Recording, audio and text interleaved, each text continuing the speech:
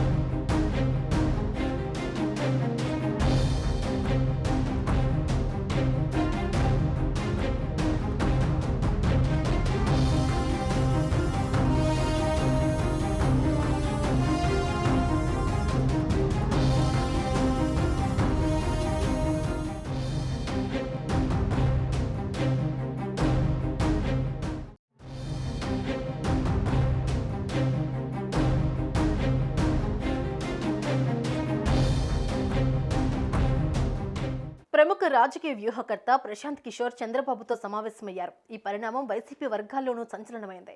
హైదరాబాద్ నుంచి ఒకే విమానంలో లోకేష్, ప్రశాంత్ కిషోర్ వచ్చారు. గన్నవరం విమానాశ్రయం నుంచి బయటకొచ్చిన పీకే టీడీపీ జాతీయ ప్రధాన కార్యదర్శి నారా లోకేష్ వాహనంలో విజయవాడ బయలుదేరారు. లోకేష్ తో పాటు ఒకరిద్దరు తెలుగుదేశం నేతలు కూడా ప్రశాంత్ కిషోర్ ను కలిసి వెళ్లారు.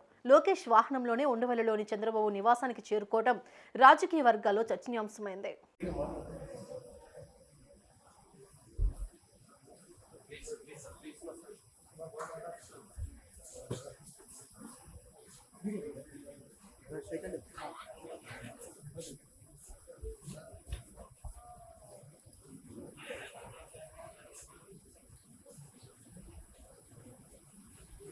గత ఎన్నికల్లో ఆంధ్రప్రదేశ్లో వైఎస్ జగన్ తరపున ప్రశాంత్ కిషోర్ ఎన్నికల వ్యూహాన్ని అమలు చేశారు. తాజాగా ప్రశాంత్ కిషోర్ చంద్రబాబుతో భేటీ కావడం రాజకీయ వర్గాల్లో పేరు చర్చకు దారితీసింది. ఇటీవల యువకాళం పేరిట రాష్ట్ర వ్యాప్తంగా పర్యటించిన నారా లోకేష్ పార్టీ ఎన్నికల సన్నద్ధతపై వివిధ స్థాయిల్లో సమావేశాలు నిర్వహిస్తూ ఉన్నారు. ఎన్నికల ముందే సోషల్ మీడియాను మరింత బలోపేతం చేసేందుకు యత్నిస్తూ ఉన్నారు. ఇప్పటి వరకు టీడీపీ తరపున రాబిన్ శర్మ ఎన్నికల వ్యూహకర్తగా ఉన్నారు. కాగా ఏపీలో ఎన్నికలకు ప్రధాన పార్టీలన్నీ వ్యూహాలు రచించుకుంటున్నాయి. ఏ సీట్లను ఎవరికి కేటాయించాలన్న విషయంపై నిమగ్నమయ్యాయి. సర్వేల ఆధారంగా కొన్ని పార్టీలు టికెట్ల కేటాయింపు, సీట్ల మార్పులపై నిర్ణయాలు తీసుకుంటున్నాయి.